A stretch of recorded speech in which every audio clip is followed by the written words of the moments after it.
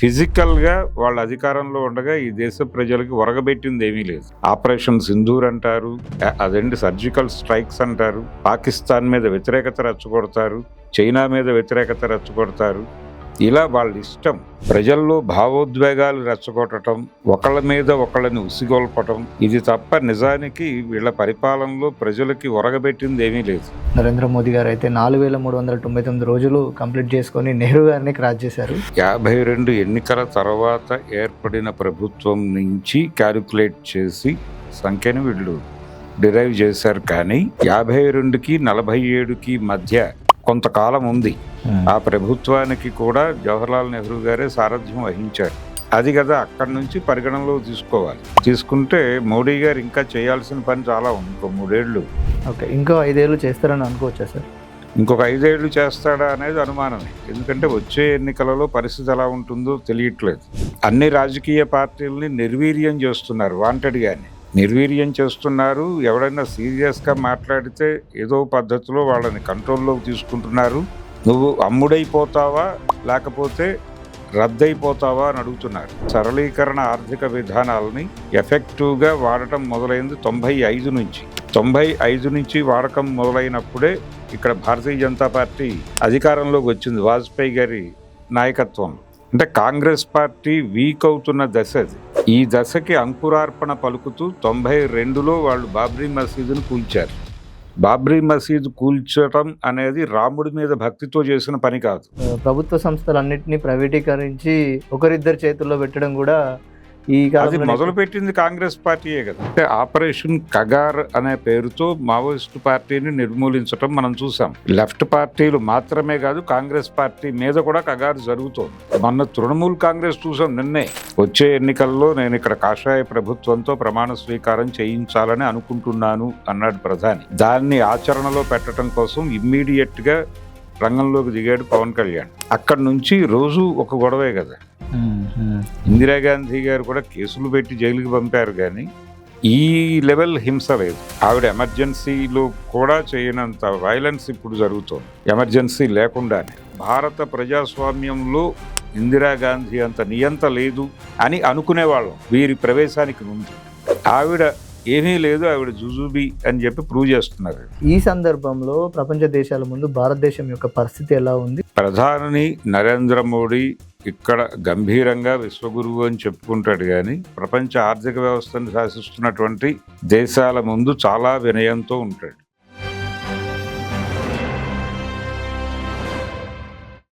Hello, welcome to 3TV. ఈరోజు మనతో ఉన్నారు సీనియర్ జర్నలిస్ట్ భరద్వాజ గారు. Hello sir. హలో సార్, అయితే మన ప్రియతమ ప్రధాని నరేంద్ర మోదీ గారు అయితే 4399 రోజులు కంప్లీట్ చేసుకొని నెహ్రూ గారిని క్రాస్ చేశారు.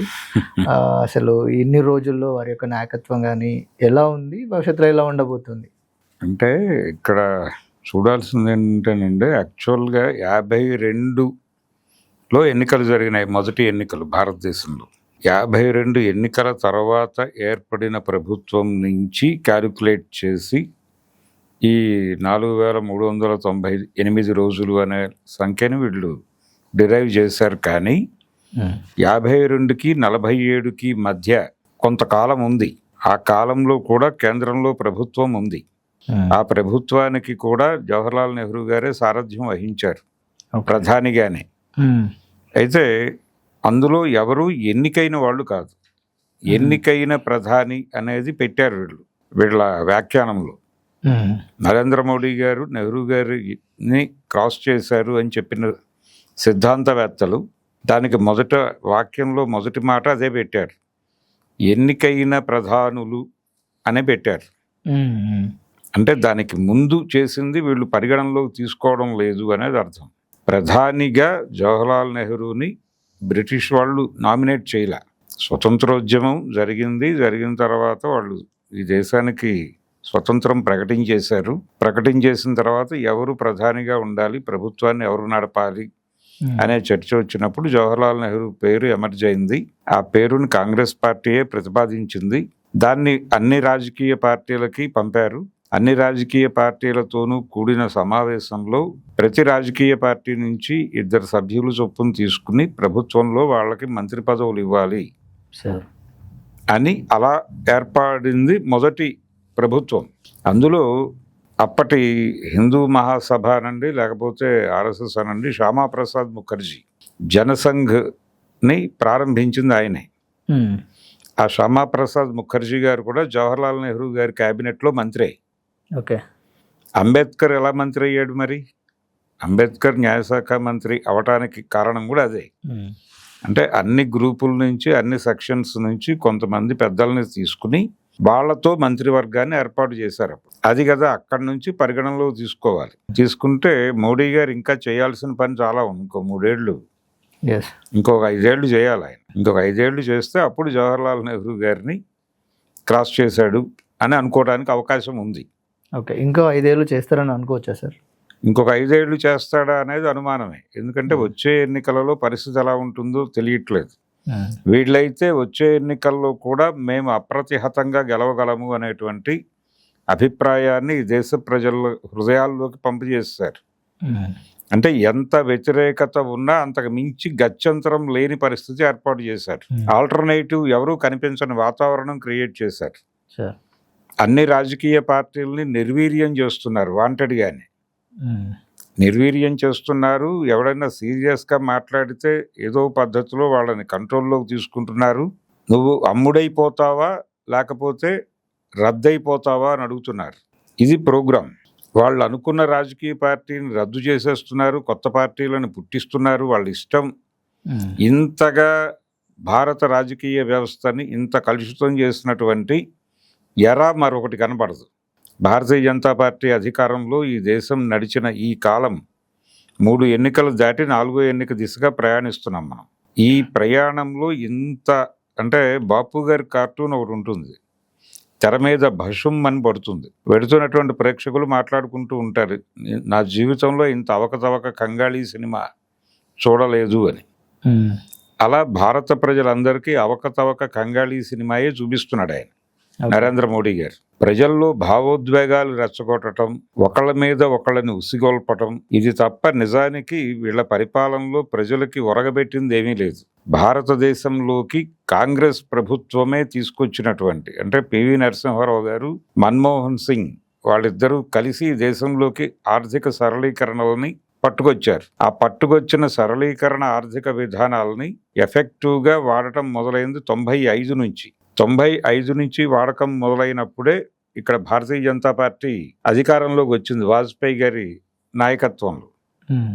అంటే కాంగ్రెస్ పార్టీ వీక్ అవుతున్న దశ అది. ఈ దశకి అంకురార్పణ పలుకుతూ 92లో వాళ్ళు బాబ్రీ మసీదును కూల్చారు. బాబ్రీ మసీదు కూల్చడం అనేది రాముడి మీద భక్తితో చేసిన పని కాదు. మేము ఈ దేశాన్ని మేము ఒక పిలుపునిస్తే ఈ దేశ ప్రజలందరూ కదిలి వచ్చి మేము ఏ పని చెబితే ఆ పని చేయడానికి సిద్ధంగా ఉన్నారు.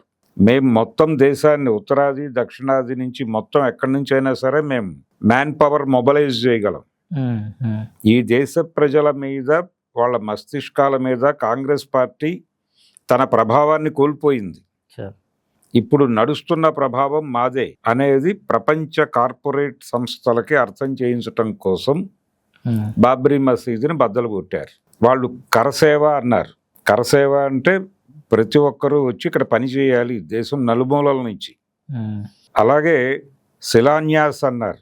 ప్రతి ఊరి నుంచి, ప్రతి ఇంటి నుంచి కనీసం 2 ఇటుకలైనా జై శ్రీరామ్ అని రాయించి మీ ఊళ్ళో ఉన్న ఇటుక బట్టీల్లోంచి ఆ ఇటుకలు చేయించి అయోధ్యకు పంపండి. అంటే మొత్తం దేశం మొత్తానికి ఒక యాక్టివిటీ ఇచ్చారు వాళ్ళు. రాముడి పేరుతో యాక్టివిటీ ఇచ్చి రామాలయం అనేటువంటి ఒక దాన్ని విపరీతంగా మెదళ్లలోకి ఇంజెక్ట్ చేసి అలా ప్రజల్ని వశీకరణ చేసుకుని హిందువుల్ని, అద్వానీ గారు మొదలుపెట్టిన ఏకాత్మత యజ్ఞం ఒక ఎత్తు అయితే, ఆ తర్వాత ఫేజు రామాలయ నిర్మాణం పేరుతో వాళ్ళు హిందూ ఓట్లని విపరీతంగా కన్సాలిడేట్ చేశారు. ఆ కన్సాలిడేషన్ ప్రభావానికి కాంగ్రెస్ పార్టీ కనుమరుగయ్యే పరిస్థితి దాపురించింది ఇప్పుడు.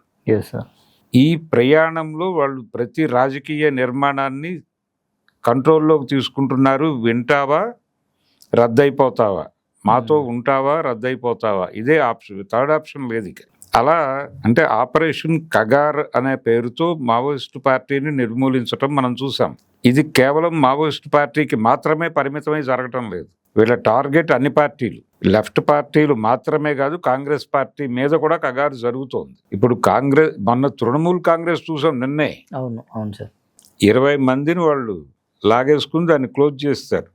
ఇది వాళ్ళు పార్లమెంటరీ పార్టీ సమావేశం పెట్టి వాళ్ళు కొత్త గ్రూపుగా ప్రకటించేసుకుని స్పీకర్ అనుమతి పొంది దీనిలో వచ్చి కలిసిపోయారు. మొన్న జరిగిన 5 రాష్ట్రాల ఎన్నికల సందర్భంగా అయాచితంగా బీజేపీకి 50 మంది ఎంపీలు వచ్చారు దాదాపుగా. వీళ్ళు వచ్చారు, రెండో వైపు డిఎంకే ఎంపీలు కూడా వీళ్ళ కాంపౌండ్లోకే వచ్చారు. అందుకని ఇప్పుడు ధైర్యంగా మేము రేపో ఎల్లుండో డిలిమిటేషన్ బిల్లు పెట్టేస్తున్నామని చెప్తున్నారు వాళ్ళు. ఒక రకంగా బెంగాల్లో టీఎంసీ క్లోజ్ అయిపోయినట్టే సార్. టీఎంసీ క్లోజ్ అయిపోయింది, అది కాంగ్రెస్ లో మెర్జ్ అయిపోతుంది అనే ప్రచారం ఊపందుకుందిగా. వీళ్ళే చేస్తున్నారు ఆ ప్రచారం కూడా. వీళ్ళే చేస్తున్నారా సార్? అది కుట్ర. మమతా బెనర్జీ గారు కాంగ్రెస్ లో కలుస్తారు, వైస్ ప్రెసిడెంట్ పదవి ఇస్తామని. భారతీయ జనతా పార్టీ ఎంత పొలిటికల్ గేమ్ ఆడుతుందంటే ఎక్కడ దాకానో వెళ్ళక్కర్లేదు. తెలంగాణనే నమూనాగా తీసుకుంటే తెలంగాణలో ఒక గ్రేట్ కన్ఫ్యూజన్ క్రియేట్ చేసి వచ్చే ఎన్నికల్లో గెలవాలని చూస్తున్నారు. ఆ కన్ఫ్యూజన్ లో భాగమే ఇక్కడ సమైక్యవాదం మాట్లాడిస్తారు వాళ్ళే. పవన్ కళ్యాణ్ మరికొందరు అది మాట్లాడతారు. అది మాట్లాడినప్పుడు ఇక్కడ ఉద్రిక్తతలు రైజ్ అవుతాయి, భావోద్వేగాలు వస్తాయి. ఈ భావోద్వేగాలకు అనుగుణంగా కొంతమంది దీన్ని వ్యతిరేకిస్తూ మాట్లాడతారు. ఆ మాట్లాడిన వాళ్ళకు వ్యతిరేకంగా నేటివ్ తెలంగాణ హార్డ్ కోర్ ఉద్యమకారుల నుంచి కొంతమంది రాజకీయ నిరుద్యోగుల్ని వెతికి వాళ్ళతో ఒక పార్టీని ఫ్లోట్ చేసి వాళ్ళతో వీళ్ళని తిట్టిస్తారు. తిట్టించడం ద్వారా తెలంగాణ ఓట్ బ్యాంకులో ఒక చీలిక తెస్తారు. నేటివ్ తెలంగాణ సెంటిమెంట్ బలంగా ఉన్న ఓట్లలో ఒక చీలిక తీసుకొచ్చి దానిలోకి బీఆర్ఎస్ని, కవిత గారి పార్టీని, వీటన్నిటినీ ఇన్వాల్వ్ చేస్తారు. చేసి ఒక గందరగోళము, ఒక కన్ఫ్యూజన్ క్రియేట్ చేసి ఆ ఓట్ బ్యాంక్ని చీల్చి ఎవరికీ కాకుండా చేస్తారు దాన్ని. రెండో వైపు జనసేన, తెలుగుదేశం పార్టీల ద్వారా ఇక్కడ ఉన్నటువంటి ఆంధ్ర ఓటర్స్ని కన్సాలిడేట్ చేస్తారు, సెటిలర్ ఓట్ బ్యాంక్ని. ఇక్కడ విచిత్రం ఏంటంటే హైదరాబాద్లో నార్త్ ఇండియన్ సెటిలర్స్ బీభత్సంగా ఉన్నారు. వీళ్ళు ఎవరికి ఇక్కడ ఓటు హక్కు ఉండదు. వాళ్ళు తెల్లారులేస్తే బతికేది ఇక్కడే, హైదరాబాద్లోనో, విజయవాడలోనో, మరో చోట కరీంనగర్లోనో ఇక్కడే బతుకుతారు. అక్కడ ఓటేసి వస్తారు. ఇది ప్రమాదం. వాళ్ళెవరికి ఇక్కడ ఓటు హక్కులు ఉండవు, అతి తక్కువ మంది ఉంటారు. ఆ ఉన్న వాళ్ళని కూడా వీళ్ళు కంట్రోల్లోకి తీసుకుంటారు. అది బీజేపీకి నేరుగా కాంటాక్ట్లో ఉంటారు వాళ్ళు, వాళ్ళ సంరక్షకులు వీళ్ళే కాబట్టి. అలా ఆ ఓట్ బ్యాంక్ ఎలాగో ఆ ఉన్న కొద్దిపాటి ఓట్ బ్యాంకు వాళ్ళ కాంపౌండ్లోనే ఉంటుంది. దీంతో పాటు ఇంత కన్సాలిడేషన్ అయింది అని భయపెట్టి ముస్లిం ఓట్ బ్యాంకును కూడా తమ అదుపులోకి తీసుకున్నారు ఆల్రెడీ. ఇలా ప్రతి పాకెట్ని తమకు అనుకూలంగా మలుచుకుని సరెండర్ చేసుకుని తెలంగాణలో రాజకీయ అధికారం తమ కంట్రోల్లోకి తెచ్చుకునేటువంటి ప్రయత్నం, వ్యూహరచన. ఆయన మాట్లాడి వెళ్ళాడు కదా సభలో, వచ్చే ఎన్నికల్లో నేను ఇక్కడ కాషాయ ప్రభుత్వంతో ప్రమాణ స్వీకారం చేయించాలని అనుకుంటున్నాను అన్నాడు ప్రధాని. దాన్ని ఆచరణలో పెట్టడం కోసం ఇమ్మీడియట్ గా రంగంలోకి దిగాడు పవన్ కళ్యాణ్. అక్కడి నుంచి రోజు ఒక గొడవే కదా. ఇదే నెరేటివ్లో ఎలక్షన్ వరకు ఈ డ్రామాని అలా నడిపేసుకుంటూ తీసుకెళ్లి ఆ ఎమోషన్లో నడిపించేస్తారు ఎలక్షన్ ప్రక్రియని. ఇది చాలా ప్రమాదకరమైన. ఇలా నెరేటివ్స్ కల్పించటం తప్ప ఫిజికల్గా వాళ్ళ అధికారంలో ఉండగా ఈ దేశ ప్రజలకి ఒరగబెట్టింది ఏమీ లేదు. ఆపరేషన్ సింధూర్ అంటారు, అదేంటి సర్జికల్ స్ట్రైక్స్ అంటారు, పాకిస్తాన్ మీద వ్యతిరేకత రెచ్చగొడతారు, చైనా మీద వ్యతిరేకత రెచ్చగొడతారు. ఇలా వాళ్ళ ఇష్టం. రోజుకొక ఉపద్రవం క్రియేట్ చేసి జనాల్ని టెర్రరైజ్ చేసి దేశభక్తిని మతాన్ని మిక్స్ చేసి ఒక మతం తాలూకా దేశభక్తి ఇంకో మతానికి ప్రాణ సంకటంగా మారేలా చేసి ఈ గేమ్ తప్ప నిజంగా ప్రజలకి ఏం ఒరిగింది అని చూస్తే ఏమీ ఒరగలేదు. ధరలు విపరీతంగా పెరిగినాయి.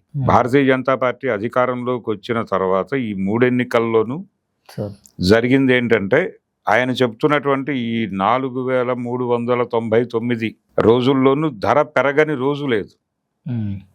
పెట్రోల్ రేట్లు బీభత్సంగా పెరిగింది వీళ్ళ హయాంలోనే. వీళ్ళ ప్రాపర్ విధానాలు లేకపోవడం వలన జరిగిన ప్రమాదం అది. దాని గురించి ఎవరైనా నోరు తెరిస్తే వాళ్ళని టార్గెట్ చేసి ఏదో ఒక పద్ధతిలో నిర్మూలిస్తున్నారు. ఇది గతంలో ఎన్నడూ లేనటువంటి ప్రమాదం. ఈ విధంగా సైన్యాన్ని, పోలీసుల్ని, ఆయుధాలని వాడినటువంటి ప్రభుత్వాలు గతంలో లేవు. ఇందిరాగాంధీ గారు కూడా కేసులు పెట్టి జైలుకి పంపారు, కానీ ఈ లెవెల్ హింస లేదు. ఆవిడ ఎమర్జెన్సీలో కూడా చేయనంత వైలెన్స్ ఇప్పుడు జరుగుతోంది, ఎమర్జెన్సీ లేకుండానే.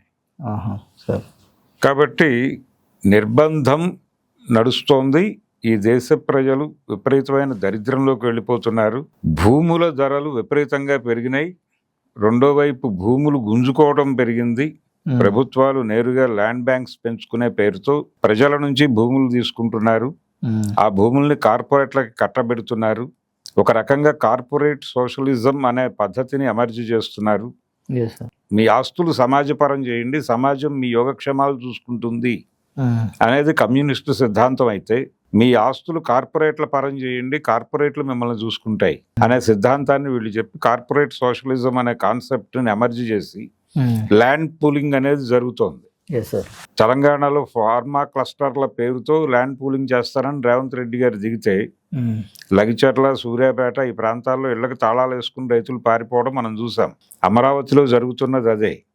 ప్రతి చోట ల్యాండ్ పూలింగ్ అనే పేరుతో భూములు తీసుకుని 99 రూపాయలకు 99 పైసలకు కార్పొరేట్లకి రిజిస్ట్రేషన్ చేసి చేస్తున్నారు. ఏపీలోనా సార్? ఏపీలో. అవి తీసుకోవడానికి ఎవరు రావట్లేదు, వీళ్ళు తీసేసుకున్నారు జనం నుంచి. కానీ వీళ్ళు ఇస్తామన్నా తీసుకోవడానికి ఎవరు రావట్లేదు, మల్టీనేషనల్స్ ఏవి రావడం లేదు. ఇది ఒక విచిత్రమైన పరిస్థితి. అంటే ఈ లిబరలైజ్డ్ ఎకానమీ అనేది ఆ రోజున 90 దశకం ప్రారంభంలో వాళ్ళు ప్రపంచ మార్కెట్లన్నీ ఓపెన్ చేశారు. డంకెల్ డ్రాఫ్ట్తో ఓపెన్ చేసి వాళ్ళ ప్రయోజనాలకు వాడుకున్నారు. కానీ వాళ్ళ నేటివ్ దేశాలలో ఒక సంక్షోభం మొదలైంది, ప్రధానంగా నిరుద్యోగం మొదలైంది. ఆ నిరుద్యోగుల్ని సేఫ్ గార్డ్ చేయాల్సినటువంటి బాధ్యత ఆ ప్రభుత్వాల మీద పడింది. అందుకోసమని వాళ్ళు ఓపెన్ చేసిన మార్కెట్లన్నిటిలోనూ వాళ్ళు మొండి చేయి చూపించుకుంటూ వెళ్తున్నారు. దాంతో ఈ క్రైసిస్ అందరి మీద పడింది. అందుకని మన దేశానికి ఫారెన్ డైరెక్ట్ ఇన్వెస్ట్మెంట్స్ అనేవి రావడం లేదు, తగ్గింది. దాంతో వచ్చినవి కూడా కొన్ని వెనక్కి వెళ్ళినాయి. దాంతో రూపాయి పడిపోయి మైనస్లోకి వెళ్ళిపోయి నానా కష్టాలు పడుతోంది. చమురు ధరలు విపరీతంగా పెరిగినాయి. దాని తాలూకా ప్రభావం ట్రాన్స్పోర్ట్ రంగంలో పడింది. మీరు మీ బళ్ళు ఇళ్లలో పెట్టేసుకుని తాళాలు వేసుకుని పబ్లిక్ ట్రాన్స్పోర్ట్లో తిరగండి అని సలహా చెప్తాడు ఈ ప్రధానమంత్రి గారు. ఎలా తిరుగుతారు? రోజుకి 10 చోట్ల పనిచేస్తే గానీ ఆ వచ్చిన డబ్బులతో వీడికి రోజు వెళ్ళదు. 10 చోట్లకి తిరగాలంటే పబ్లిక్ ట్రాన్స్పోర్ట్లో తిరగలేడు, టైం అయిపోతుంది. ఇక్కడ ఒక చోట పనిచేసి ఇంకో చోటకి వెళ్ళి 20 పార్ట్ టైములు చేస్తున్నాడు ఒక్కొక్కడు. లేకపోతే నెల గడవదు వీడికి. పబ్లిక్ ట్రాన్స్పోర్ట్లో 2 చోట్ల తిరిగి ఆ వచ్చిన డబ్బులతో ఎలా బతకాలి ఇతను? అందుకని నువ్వు ధర పెంచినా వాడు పెట్రోల్ పోసుకుని తిరుగుతాడు. ఇది జీవితం. పిచ్చివాళ్ల సంఖ్య పెరుగుతోంది దేశంలో. ఆల్గారిథం రాజ్యం వచ్చింది వీళ్ళు వచ్చాక. ఈ ఆల్గారిథం అనేది పిల్లల్ని పిచ్చివాళ్ళుగా మారుస్తోంది సెల్ ఫోన్ల ద్వారా. సైకియాట్రిక్ డాక్టర్ల వాళ్ళ సంపాదనలు పెరుగుతున్నాయి. వీళ్ళందరికీ ఎవడు జవాబుదారీ? ఇప్పుడు మొన్న కాక్రోచ్ జనతా పార్టీ వాళ్ళు మా టార్గెట్ ధర్మేంద్ర ప్రధాన్ కాదు, ఈ పరిస్థితికి కారణం నేరుగా ప్రధానమంత్రి గారే, వారే జవాబుదారీ అన్నారు. ఈ దేశంలో పిచ్చివాళ్ల సంఖ్య పెరుగుతోంది, దానికి ప్రధానమంత్రి గారే జవాబుదారీ. వారు చెప్తున్నటువంటి జవహర్లాల్ నెహ్రూ రోజుల్లో ఇంతమంది పిచ్చివాళ్ళు లేరు. ఆయన కంపేర్ చేసుకుంటున్నటువంటి ఇంత ఆర్థిక సంక్షోభం లేదు, ఇంత ధరలు లేవు. ఆ రోజున భూమి కొనుక్కుని సేఫ్గా ఉండేవాళ్ళు జనాలు. ఇప్పుడు భూమి కొనటం అనేది అయ్యే పని కాదు. ఎవడు ఒక ఇండివిజువల్ ల్యాండ్ కొనటం అనేది ఈ రోజున అయ్యే పని కాదు. ప్రతి ఒక్కడికి ఈఎంఐలు వాచిపోతున్నాయి. బ్యాంకులు అనేటువంటి ఒక దోపిడీ వ్యవస్థకి జనాల జీవితాలని కట్టి నానా హింసలకి గురి చేస్తున్నారు. ఈ టార్చర్ లేదు ఆ రోజున. ఇలా భూములు లాక్కోవటం అనే టార్చర్ లేదు. ఎవడి జీవితంలో అభివృద్ధి అనే పేరుతో ఎప్పుడు ఏ ఉపద్రవం జరుగుతుందో అని అభివృద్ధి అనే పేరు చెప్తే వణికిపోతున్నారు జనాలు. ఇలా అభివృద్ధి బెత్తం తీసుకుని జనాల్ని వేధించడం అనేది జవహర్లాల్ నెహ్రూ గవర్నమెంట్లో లేదు. ప్రజలు సుఖ సంతోషాలతో బతికారు. ఎలా బతకాలనుకున్నారో అలా బతికారు ఆ రోజున. ఈ రోజున నేను ఇలా బతకాలి అనుకుంటే బతికే పరిస్థితి లేదు. మరి నువ్వు ఎలా గొప్పవాడిపోతావు జవహర్లాల్ నెహ్రూ కంటే? ఏ యాంగిల్లో చూసినా జవహర్లాల్ నెహ్రూతో ఏమాత్రము పోల్చదగినటువంటి మనిషి కాదు ఇతను. ఇతను కాదు, ఆ పార్టీ అంతకంటే కాదు. ప్రజల మధ్య విద్వేషాలు రెచ్చగొట్టడం ద్వారా నీ బతుకు నడుస్తోంది. రోజు ఇద్దరి మధ్య తగాదా పెట్టకపోతే నీకు కుదరదు. ఏదో ఒక రాజకీయ పార్టీలో అంతర్గత సంఘర్షణ అయినా పెట్టాలి, 2 పార్టీల మధ్య గొడవ అయినా పెట్టాలి, 2 సమూహాల మధ్య గొడవ అయినా పెట్టాలి. గొడవలు లేకుండా నువ్వు ఒక్కరోజు పరిపాలించి చూపించావా ఈ దేశానికి? నువ్వు 3 ఎన్నికలు గెలిచావు. 3 ఎన్నికలు ఎలా గెలిచావో అందరికీ తెలుసు. ఎన్నికల వ్యవస్థ ఎలా ఉందో కూడా తెలుసు అంత. ఎన్నికల సంఘాన్ని నువ్వు కంట్రోల్లోకి తీసుకుని ఎలా నడుపుతున్నావో చూస్తున్నాం. కోర్టులను ఎలా కంట్రోల్లోకి తీసుకుని నడుపుతున్నారో చూస్తున్నాం. వాళ్ళకు అనుకూల తీర్పులు ఇచ్చినటువంటి జడ్జీలు ఎలా ఉన్నారో చూస్తున్నాం. గవర్నర్ వ్యవస్థ, రాజ్యసభ సీట్లు వాళ్ళ కోసమే ఉన్నాయన్నట్టుగా చేసావు. రాముడు పుట్టాడు, రామజన్మభూమి నిజమే అని కోర్టు నుంచి జడ్జిమెంట్ ఇచ్చి రాముడికి ఒక ఐడెంటిటీ కల్పించినటువంటి ప్రభుత్వం అయింది. రాముడికి ఐడెంటిటీ వస్తే విష్ణుమూర్తికి ఐడెంటిటీ వచ్చినట్టే, ఆయన దశావతారాలకే ఐడెంటిటీ వచ్చినట్టే. ఇప్పుడు వాళ్ళు ఈ దేశంలో పుట్టలేదు అంటే కుదిరే వ్యవహారం కాదు, తంతారాళ్ళు. ఇలాంటి నానా గందరగోళం చేసి ఒకడి మీద ఒకడికి అపనమ్మకం, ఏం మాట్లాడాలన్నా భయం, మామూలు మాటలు మాట్లాడినా ఎవడో దాడి చేస్తాడు, ట్రోల్ చేస్తాడు. ఇలాంటి ఇంత భయంకరమైనటువంటి పరిస్థితి ఏనాడూ లేదు, ఇందిరాగాంధీ రోజుల్లో కూడా లేదు. నియంత భారత ప్రజాస్వామ్యంలో ఇందిరాగాంధీ అంత నియంత లేదు అని అనుకునేవాళ్ళం వీరి ప్రవేశానికి ముందు. ఆవిడ ఏమీ లేదు, ఆవిడ జుజుబి అని చెప్పి ప్రూవ్ చేస్తున్నారు. అంటే అందులో కూడా టాప్ ఉండాలని అనుకుంటున్నారేమో. నిర్బంధమే సార్. మనిషిని ఏం మాట్లాడాలన్నా భయం కదా. నోటీసులు వస్తాయి, ఎన్ఐఏ వాడు తీసుకెళ్తాడు, కేసులు పెడతాడు, టార్చరు, ఇంట్రాగేషన్లు. ఇంత వ్యవహారం లేదు కదా ఆ రోజున. ఎవడన్నా యాక్టివిస్ట్ ఉంటే తీసుకెళ్ళి ఏదో కేసు పెట్టేవాళ్ళు, బెయిల్ వచ్చేది, బయటకు వచ్చేవాళ్ళు. ఇప్పుడు బెయిళ్లు కూడా లేవు, జైళ్లు తప్ప. అటువంటి పరిస్థితిలో దేశం మొత్తాన్ని జైలుగా మార్చిపడేసి నువ్వు ఏ సంసారమైనా సుఖంగా ఉందా?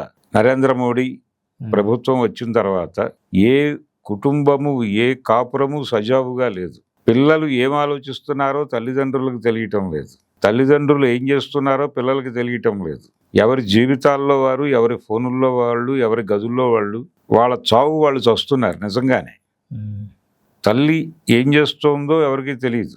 డబ్బులు వస్తున్నాయా, రావడం లేదా గొడవే. పిల్లల ఫీజుల కోసం ఏం చేయటానికన్నా సిద్ధపడిపోతున్నటువంటి తల్లుల్ని చూసాం వీళ్ళ పాలనలోనే.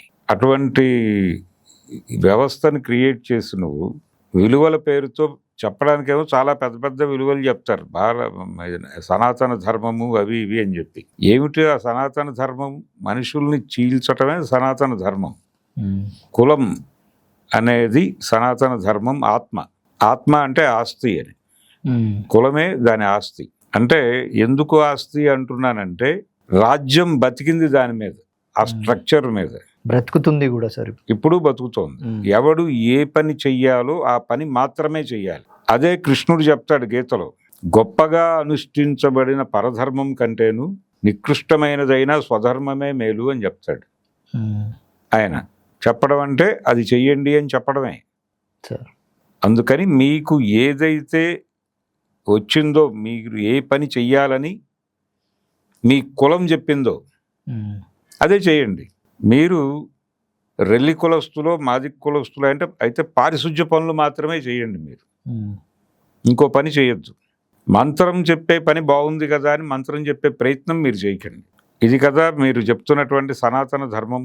ఈ సనాతన ధర్మం పేరు చెప్పి జనాల్ని టెర్రరైజ్ చేసి, కొట్టుకు తెచ్చేలా చేసి, ఇన్ని గందరగోళాలు చేసి, అసలు ఇద్దరి మధ్య గొడవ పెట్టకుండా ఒక్కరోజు గడిచింది అనేది రికార్డ్ లేదు ఆయన జీవితంలో.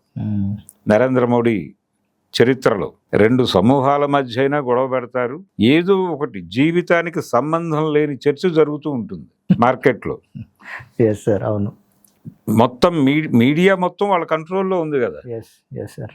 ఇప్పుడు మన తమిళనాడు ఎలక్షన్స్లో ఎగ్జిట్ పోల్స్ రాగానే తెలుగుదేశం పార్టీకి చెందిన మీడియా హౌసెస్ కూడా బల్లగుద్ది స్ట్రైట్గా ఎవరైతే యాంకర్స్ ఉన్నారో వాళ్ళు కూడా ప్యాంపర్ చేసి, విజయ్ నువ్వు ఒక్కసారి ఢిల్లీ వెళ్ళు, నీ సమస్య పరిష్కారం అవుతుంది. నువ్వు ఢిల్లీ వెళ్తే నువ్వే తమిళనాడు ముఖ్యమంత్రి. వీళ్ళకెందుకు? ఇప్పుడు ఎవడో అభిప్రాయం చెప్పడానికి వచ్చిన వాడు చెప్తే ఓకే, న్యూస్ ప్రెజెంటర్లకు ఎందుకు? వీళ్ళు పొలిటీషియన్స్గా మారిపోయారు, రాజకీయ వ్యాఖ్యాతలుగా మారిపోయి వీళ్ళే ప్రకటనలు చేసేస్తున్నారు, స్టేట్మెంట్లు ఇస్తున్నారు. ఈ దౌర్భాగ్యం ఇదివరకు లేదు. ఈ దౌర్భాగ్యం పీక్స్కి వెళ్ళింది నరేంద్ర మోడీ గారి రాజ్యంలోని. ఈయన రాజ్యంలో జరిగినంత నరమేధం ఎప్పుడూ జరగలేదు. ఇండివిజువల్స్ని ప్రభుత్వం చంపేయటం అనేది అన్ని రాజకీయ పార్టీల మీద జరిగింది దాడి. ఒక రాజకీయ పార్టీ కాదు, మావోయిస్ట్ పార్టీ దగ్గర నుంచి మొదలు పెడితే కాంగ్రెస్ పార్టీ వరకు మాట వినని వాళ్ళని అడ్డు తొలగించుకోవటం అనే పేరుతో చంపవతలు పాడేయటమే చేశారు వీళ్ళు. కాబట్టి ఇంత నిర్దయగా ఇంత దుర్మార్గంగా వ్యవహరించిన చరిత్ర జవహర్లాల్ నెహ్రూకి లేదు. జవహర్లాల్ నెహ్రూ గొప్పోడని చెప్పుకోవడం కాదు, కంపారిటివ్గా ఆయనతో పోలిస్తే వీళ్ళు పరమ దుర్మార్గులు. వీళ్లతో పోలిస్తే ఆయన దుర్మార్గం ఏమీ కాదు. ఇందిరాగాంధీ గారి దుర్మార్గాలే ఏమీ కాదు ఓకే, వీళ్ళతో పోలిస్తే. అల్పులు వాళ్ళు. సార్ ఇందిరాగాంధీయే అల్పురాలు, వాళ్ళ తండ్రి గారు ఇంకా అల్పుడు. సార్ అట్లాగే ప్రభుత్వ సంస్థలన్నింటినీ ప్రైవేటీకరించి ఒకరిద్దరి చేతుల్లో పెట్టడం కూడా ఈ అది కాలంలో మొదలు పెట్టింది కాంగ్రెస్ పార్టీయే కదా. నరసింహారావు గారు, మన్మోహన్ సింగ్ కలిసి ఆ రోజున చంద్రశేఖర్ ప్రభుత్వం దేశంలో ఉన్నటువంటి బంగారపు నిల్వలను తీసుకెళ్లి తాకట్టు పెడుతున్నారు. కాబట్టి ఈ ఆర్థిక వ్యవస్థను కాపాడాలంటే మనం ఇమ్మీడియట్గా వరల్డ్ మార్కెట్కు ఓపెన్ కావడమే మార్గం. ఆయన world bank pensioner, Asian bank pensioner ఆయన. ఎవరు? మన్మోహన్ సింగ్ గారు. ఆయన ఆ మాటలే చెప్తాడు. ఆయన అంతకంటే గొప్ప అభిప్రాయాలు చెప్తాడని ఎవరు అనుకోవడం తప్పు. సో వారి బ్యాంక్ బుర్రతో బ్యాంక్ ఆలోచన చెప్పాడు ఆయన. దాన్ని ఈయన అంగీకరించాడు. మేధావి నరసింహారావు గారు అంగీకరించాడు. ఇమ్మీడియట్గా వెళ్ళారు, ఆ డంకల్ డ్రాఫ్ట్ మీద సంతకం పెట్టారు. ఇమ్మీడియట్గా ప్రపంచాన్ని వరల్డ్ మార్కెట్కి వీళ్ళు ఓపెన్ అయ్యారు. ఇంకేముంది, భారతదేశంలో ఉపాధి అవకాశాలు పుప్పలు తెప్పలు అన్నారు. నిజంగానే జరిగింది కూడా. అంటే ఆకలి సాగులు తగ్గినాయి. పని చెయ్యాలి, పని చేయకపోతే ఈరోజు భోజనం వెళ్ళదు అన్నవాడికి పని దొరికింది. మీకు గతంలో నో వేకెన్సీ బోర్డులు విపరీతంగా ఉండేవి, ఇప్పుడు వాంటెడ్ బోర్డులు కనిపిస్తున్నాయి ఇప్పటికీ ఈ సంక్షోభంలో కూడా. అంటే మార్కెట్ ఎకానమీ తాలూకా ఒక మేలు అది. అంటే బలానా పనే చేస్తానంటే కుదరదు. ఈ రోజు నువ్వు భోజనం చేయాలంటే నీకు 200 కావాలి, వెళ్ళి ఏదో పని చేసుకుని బతిను. నువ్వు అంతే తప్ప ఉద్యోగం చేస్తాను, దానిలో డబ్బులు కూడబెడతాను, ప్రాపర్టీస్ కొంటాను అంటే కుదరదు. ఎన్టీ రామారావు గారి లాగా ఎన్టీఆర్ ఎస్టేట్స్ అబిట్స్లో అంత పెద్ద స్థలాలు కొనేస్తాను అంటే కుదరదు. మీరు బతకటం వరకు మేము మీ జేబులోకి డబ్బులు వచ్చే మార్గం చూపిస్తాం, అది చేసుకు బతకండి, అంతకు మించిన ఆశలు పెట్టుకోవద్దు అని జీవితానికి పరిధులు గీసావు కదా నువ్వే. నరసింహారావు గారు వెళ్ళిపోయిన మరుక్షణం నేరుగా, అంటే మధ్యలో వాజ్పేయి గారి ప్రభుత్వం నడిచింది, దాని ముగింపు దశలో యూపీఏ పేరుతో మళ్ళీ అధికారంలోకి వచ్చింది మన్మోహన్ సింగ్. నేరుగా మన్మోహన్ సింగ్ అధికారంలోకి వచ్చాక అదే నడుస్తుంది. ఆయన నేతృత్వంలోనే ఉద్యమాలు, విప్లవాలు ఇలాంటి వాటన్నిటినీ రద్దు చేయాలి ఈ దేశంలో. ఈ దేశంలో ఉద్యమాలు, విప్లవాలు ఇలాంటి మాటలు మాట్లాడే వాళ్ళు ఉండకూడదు. అప్పుడు మాత్రమే విదేశీ పెట్టుబడులు మనం తీసుకురాగలం, వాళ్ళకి సెక్యూరిటీ ఇవ్వాలి కదా మనం. సో ఇక్కడ అలాంటివి మీరు ఏవైనా చేసుకోండి, ఈ దేశాన్ని మిమ్మల్ని అడ్డుకునేవాడు ఎవడూ లేకుండా చూసుకునే బాధ్యత మాది అని చెప్పి నక్సల్ ప్రభావిత రాష్ట్రాల ముఖ్యమంత్రుల సమావేశాలు, హోంమంత్రుల సమావేశాలు, డీజీపీల సమావేశాలు ఇవన్నీ నడిపింది కాంగ్రెస్ ప్రభుత్వం. మన్మోహన్ సింగ్ నేతృత్వంలో, చిదంబరం గారి నాయకత్వంలో. చిదంబరం హోంమంత్రిగా చేసిన దారుణాలు చాలా ఉన్నాయి. దాని మీదుగా ఎన్డీఏ ప్రభుత్వం వచ్చిన తర్వాత వీళ్ళు పీక్స్కి తీసుకెళ్లారు. దాన్ని తీసుకెళ్ళి ఇంకా ఎవడిని బతకనివ్వకూడదు అనే ప్రభుత్వం. ఇది కూడా వాళ్ళకంటే నెక్స్ట్ లెవెల్. ఏది మన్మోహన్ సింగ్, చిదంబరాలని మించినటువంటి వాళ్ళకి కళ్ళు బైర్లు కమ్మే లెవెల్కి వెళ్ళారు వీళ్ళు. నేరుగా చిదంబరం భయపడ్డాడు వీళ్ళ విన్యాసాలు చూసి. అటువంటి పరిస్థితికి తీసుకెళ్లినటువంటి నరేంద్ర మోడీ గారు, ఈ దేశంలో ఏ సమూహం సుఖంగా ఉంది మీరు ఇండివిజువల్గా వెళ్ళి అడగండి, ఎవరి జీవితం సుఖంగా ఉంది, ఒక పర్సన్, ఒక కుటుంబం. గ్యాస్ పరిస్థితి ఏంటి ఈ రోజున? ప్రతిదాని మీద రిస్ట్రిక్షనే కదా, ప్రతిదీ రేట్లు విపరీతంగా పెరిగిపోయినాయి కదా. పావు కిలో 30 నుంచి 50 రూపాయలకి కూరగాయలు వెళ్ళిపోయినాయి కదా. పైగా రేట్లు పెరిగితే ఎకానమీ పెరుగుతుంది, సంపాదించాలనే యావ పెరుగుతుంది, ఇలాంటి విచిత్రమైనటువంటి సిద్ధాంతాలు చెప్పే జ్ఞానులు ఎక్కువైపోయారు. ఇదొక ప్రమాదం. అభూత కల్పనలు, అబద్ధాలతో రాజ్యం వెళ్తున్నాడు ఆయన. జవహర్లాల్ నెహ్రూ వాస్తవాల మీదే ఆధారపడే బతికాడు కొంతమేరకు. వారి నేతృత్వంలో కూడా దుర్మార్గాలు జరిగాయి. వారి నేతృత్వంలో కూడా విదేశీ సంస్థలకి ఈ దేశాన్ని అప్పచెప్పే ఆలోచనలు అప్పుడే మొదలైనాయి. గ్రీన్ రెవల్యూషన్ అని ఇందిరాగాంధీ గారు ఎరువుల కంపెనీలకి ఈ దేశాన్ని బలిపెట్టారు కదా. గ్రీన్ రెవల్యూషన్ అనే పేరుతో, హరిత విప్లవం అనే పేరుతో ఈ దేశపు భూముల సహజమైనటువంటి బలాన్ని చంపేసింది ఆవిడే. విపరీతమైన పంటలు, సంవత్సరానికి 3-4 పంటలు తీద్దామని చెప్పి భూముల్ని చావుగొట్టేసింది ఆవిడ. గ్రీన్ రెవల్యూషన్ ప్రభావం విపరీతంగా పడిన రాష్ట్రం పంజాబ్ అగ్రికల్చరల్ హబ్గా ఉండేది. ఎక్కువ ప్రమాదాన్ని గురైనది కూడా అదే పంజాబ్. అందుకని కదా వాళ్ళు ఖలిస్తానన్నారు. నీ దేశంలో ఉండడం మేము వేరుపడిపోయి వేరే దేశం అన్నారని చెప్పి నువ్వు స్వర్ణ దేవాలయం మీదకి సైన్యాన్ని పంపి చావుగొట్టేవాళ్ళు. వాళ్ళ గురువుని బెంద్రన్వాలని చంపడం కోసం మీరు బూట్ కాళ్లతో స్వర్ణ దేవాలయంలోకి వెళ్తే వాళ్ళ మనోభావాలు గాయపడతాయి కదా. ఆపరేషన్ బ్లూ స్టార్ చేసిన తర్వాత కదా ఆవిడ్ని ఎలిమినేట్ చేయాలని వాళ్ళ నిర్ణయం తీసుకుంది. అవును సార్. అంటే మీరు అది పని చేయకుండా ఉంటే అది జరిగిండేది కాదు. కాబట్టి ఇలా వివిధ సమూహాల మధ్య గందరగోళాలు క్రియేట్ చేసి యుద్ధ వాతావరణం కల్పించి ఆ రకమైన రాజ్యాన్ని నడిపింది ఆవిడ కూడా. కానీ ఇక్కడ అసలు ఎవడికి గొడవ లేకుండా ఎవడూ లేడు, డిస్ప్యూట్ లేకుండా ఇద్దరు మనుషులు లేరు. ప్రతి ఇద్దరి మధ్య డిస్ప్యూట్ ఆ లెవెల్కి తీసుకెళ్ళిపోయారు. అంటే అంత మైన్యూట్ లెవెల్కి తీసుకెళ్ళిపోయిన చరిత్ర మాత్రం నరేంద్ర మోడీది. సార్ అట్లాగే ప్రపంచ దేశాల ముందు విశ్వగురు అని కూడా మనం అక్కడక్కడ వింటూ ఉన్నాం. అయితే ఈ సందర్భంలో ప్రపంచ దేశాల ముందు భారతదేశం యొక్క పరిస్థితి ఎలా ఉంది మన ప్రధాని నరేంద్ర మోడీ గారి పాలనలో? ప్రధాని నరేంద్ర మోడీ ఇక్కడ గంభీరంగా విశ్వగురువు అని చెప్పుకుంటాడు, కానీ ఆయన ప్రపంచ ఆర్థిక వ్యవస్థను శాసిస్తున్నటువంటి దేశాల ముందు చాలా వినయంతో ఉంటాడు. ఆయన జీవితంలో ఏ రోజు ఎక్కడా ప్రెస్ మీట్ పెట్టలేదు ఇంతకాలం ఆయన పరిపాలనలో. అది కూడా ఒక రికార్డు సార్. ఆయన చెప్తున్నటువంటి 4399 రోజుల్లో ఏ ఒక్క రోజు ఆయన మీడియాని అడ్రస్ చేయలేదు. ఆయన తన మనసుకు నచ్చిన వాళ్లతో అడపాదడపా ఇంటర్వ్యూలు చేయించుకుంటాడు, అంతే తప్ప ఇంటర్వ్యూ ఇవ్వడు ఆయన ఎవరికి. అంటే ఏమి అడగాలో వారే చెప్తారు. వారు చెప్పింది అడగకపోతే ఏమైపోతారో వాళ్ళకి తెలుసు. వీరు చెప్పింది వారు అడుగుతారు, వీరు చెప్పింది రాసుకుని దాన్ని ప్రపంచానికి చెప్తారు. అంతవరకే మీడియా పని. ఈ మధ్య నార్వే వెళ్ళాడు ఆయన. అక్కడ ఒక లేడీ రిపోర్టర్ అడిగారు, మిస్టర్ ప్రైమ్ మినిస్టర్ మీరు ఒక 5 నిమిషాలు నిలబడితే కొన్ని ప్రశ్నలు ఉన్నాయి మిమ్మల్ని అడగాలనుకుని మేమందరం వచ్చి కూర్చున్నామని. ఆయన తల తిప్పి చూడలేదు అటువైపు. ఎవరితోనో మాట్లాడుతున్నారు వాళ్ళు అన్నట్టుగా వెళ్ళాడు. ప్రపంచవ్యాప్తంగా చాలా పెద్ద చర్చకు దారి తీసిన సందర్భం. మేము మీ గురించే మాట్లాడుతున్నాం, మీరు ఎందుకు అలా వెళ్ళిపోతున్నారు అని అడిగారు వీళ్ళు. అది కూడా విననట్టుగా నటిస్తూ వెళ్ళిపోయాడు. అది పరిస్థితి.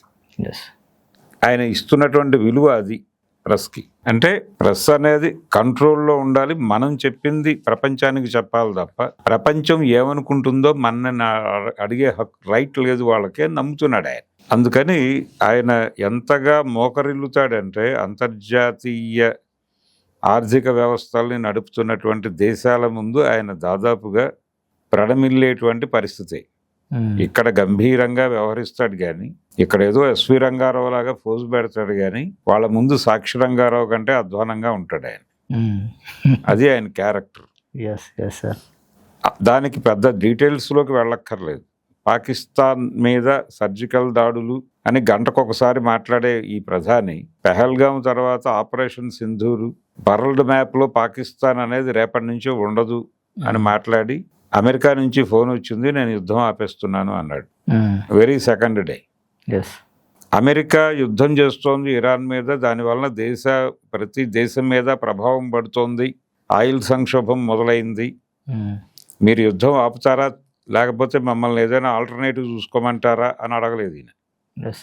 ఆయన చెప్పినప్పుడు నువ్వు విన్నావు కదా, మరి నువ్వు కూడా చెప్పాలిగా ఆయనకి. నీ యుద్ధం వలన ప్రపంచం నాశనం అవుతోంది అని నువ్వు ఎక్కడైనా మాట్లాడావా? నీ జీవితంలో మాట్లాడవు నువ్వు. అంటే నువ్వు మాట్లాడితే ఏం జరుగుతుందో నీకు తెలుసు, నీ ఇంటి మీద స్కడ్ పడుతుందేమో అని నీ భయం. అందుకని నువ్వు నోరు జరవవు. సార్ అట్లాగే అంటే నోట్ల రద్దు కావచ్చు కానీ రైతు చట్టాల గురించి రైతులు ఢిల్లీలో చేస్తున్నప్పుడు ధర్నా మీద కూడా దానివల్ల చాలా మంది సఫర్ అయ్యారు, చనిపోయారు కూడా. ప్రతిదీ రాంగ్ నేరేటివ్ తీసుకెళ్ళటమే. నోట్ల రద్దు అనేది ఎక్కడ మొదలైంది? అన్నా హజారే ఆయన అవినీతికి వ్యతిరేకంగా నిరాహార దీక్ష ఆయన కూడా ప్లాంటెడే. వీరు ప్లాంట్ చేసిన నాయకుడే వారు. ప్లాంట్ చేసి వారితో దేశంలో అవినీతి పెరిగిపోతుంది, నల్ల డబ్బు విదేశాలకు వెళ్ళిపోయింది, ఆ డబ్బు కనుక ఉంటే మన జీవితాలు ఇలా ఉంటాయి అలా ఉంటాయి, రూపాయికే పెట్రోల్ దొరికేది, ₹1/2 500 గజాల స్థలం దొరికేది, ఇవన్నీ చెప్పారుగా ఆ రోజున. చెప్పి ఫైనల్గా ఈయన అధికారంలోకి వచ్చి సడన్గా నోట్ల రద్దు అన్నాడు. నోట్ల రద్దు దేనికి చేశాడో అందరికీ తెలుసు. ఆయన తన రాజకీయ ప్రత్యర్థులందరినీ వాళ్ళ దగ్గర ఉన్నటువంటి ఆర్థిక నిల్వల్ని చావగొట్టాడు. చావగొట్టి భారతీయ జనతా పార్టీకి ఒక 7-8 ఎన్నికల వరకు 10 ఎన్నికల వరకు ఇబ్బంది లేని ఆర్థిక పరమైనటువంటి పునాదిని వేసుకున్నాడు. అందుకోసం చేశారు. స్టేట్ బ్యాంక్ లాంటి బ్యాంకులకి బి కాంప్లెక్స్ ఇవ్వటం కూడా ఒక ఎజెండా ఉంది దానిలో. తద్వారా ఆర్థిక వ్యవస్థని మరీ సంక్షోభంలోకి తీసుకెళ్లకుండా అడ్డుకునే ప్రయత్నం అది. అలా చేసి జనాల్ని విపరీతంగా సఫర్ చేశాడు ఒక 3 నెలల పాటు. గందరగోళం, బ్యాంకుల దగ్గర నిలబడి పడిగాపులు పడి ఎండలో వడదెబ్బ కొట్టి జనాలు చచ్చిపోయి లైనుల్లో. ఇంత గందరగోళం అంతకుముందు ఏ కాంగ్రెస్ ప్రభుత్వము చేయలేదు. రేషన్ షాపుల ముందు క్యూలు ఉండేవి పూర్వకాలం, లైసెన్స్ రాజు నడిచిన రోజుల్లో. ఆ తర్వాత క్యూ మర్చిపోయారు జనాలు. ఆ మర్చిపోయిన జనాలకు మళ్ళీ క్యూలు పరిచయం చేసిన ఘనత నరేంద్ర మోడీదే. బ్యాంకుల ముందు, ఏటీఎంల ముందు ఈరోజు అర్ధరాత్రి 2 గంటలకి ఈ ఏటీఎంలో డబ్బులు వేస్తారట. అంటే అలారం పెట్టుకుని 2:30కి వెళ్ళి లైన్లో నిలబడ్డారుగా జనాలు. ఆ టార్చర్ పెట్టింది నువ్వే కదా. కరోనా టైంలో నువ్వు చేసిన పని ఏమిటి? వ్యాక్సినేషన్ పేరుతో కొత్త రోగాలను జనాలకు ఎక్కించింది నువ్వే కదా.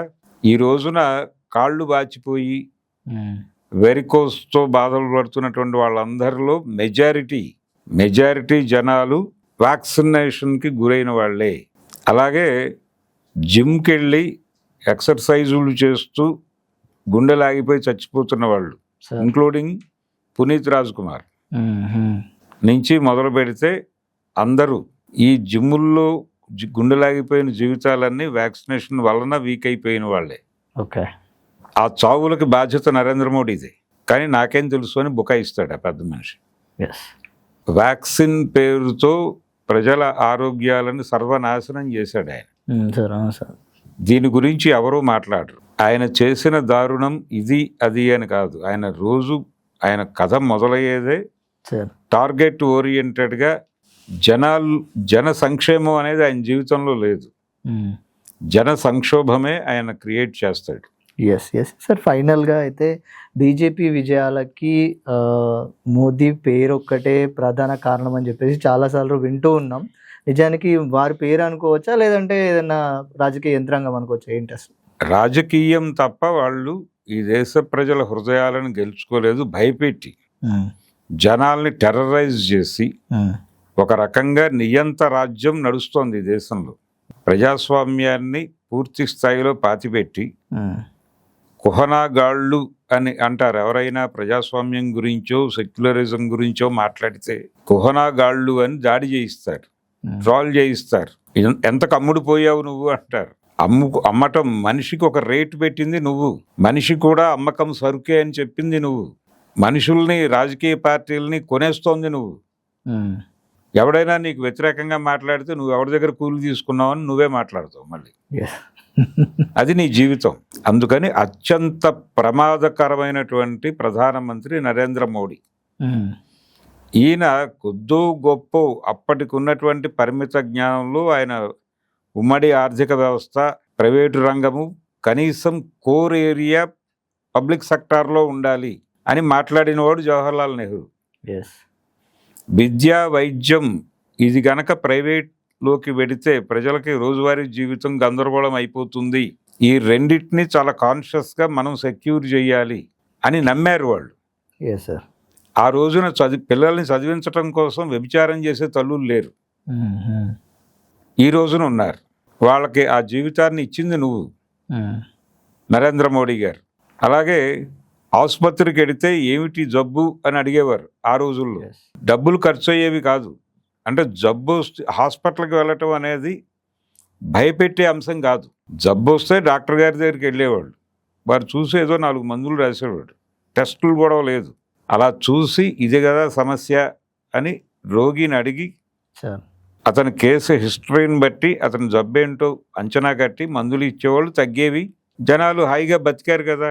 ఈ రోజున హాస్పిటల్కి వెళ్ళినోడు నీకు ఇన్సూరెన్స్ ఉందా అని అడుగుతాడు. మొదటి ప్రశ్న నీ జబ్బేంటనేది అడగాడు. ఇన్సూరెన్స్ ఉందా, ఆరోగ్యశ్రీ కింద కవర్ అవుతుందా నీ జీవితం, లేకపోతే బజాజ్ ఫైనాన్స్ ఉందా నీకు, లేకపోతే మా దగ్గర ఉంది, yes sir Bajaj finance agent ఉన్నాడు, అతను వచ్చి నీకు లోన్ వస్తుందో రాదో చెప్తాడు 2 నిమిషాల్లో. ఆ తర్వాత నీ జబ్బేంటో అడిగి ట్రీట్మెంట్ చేస్తాం ఎస్ అని ఓపెన్గా మాట్లాడుతున్నారు కదా డాక్టర్ గారు. జవహర్లాల్ నెహ్రూ రోజుల్లో లేదుగా ఈ పరిస్థితి. అది నీ ప్రతిభ, నీ టాలెంట్, నువ్వు అధిగమించావు. ఎస్ మనుషుల జీవితాలని చావగొట్టడంలో నీకు ఒక రికార్డు ఉంది. ఆ రికార్డు చూపించి నువ్వు మురిసిపోతున్నావు. ఎస్ ఎస్ ప్రజా హంతకుడిగా నువ్వు జవహర్లాల్ నెహ్రూ అందుకోలేని స్థాయికి వెళ్ళిపోయావు. ఓకే ఓకే నీ అంత దుర్మార్గం ఆయనకు అందలేదు, అందుకని వెనకబడ్డాడు ఆయన. ఓకే అందుకని జవహర్లాల్ నెహ్రూతో పోలిస్తే నరేంద్ర మోడీ గారు చాలా గొప్పవాడు అని అంగీకరించక తప్పని పరిస్థితి అయితే ఉంది. ఎస్ ఎస్ ఎస్ తప్పని పరిస్థితి సార్, తప్పని పరిస్థితి. Okay yes. సో ఇది 4399 నేటితో 4400 రోజుల ప్రధాని నరేంద్ర మోడీ గారి పాలన అండ్ ఈ వారి యొక్క పాలన మీద సీనియర్ జర్నలిస్ట్ భరద్వాజ గారు చేసినటువంటి విశ్లేషణ sir. Thank you sir, thank you so much. Thank you.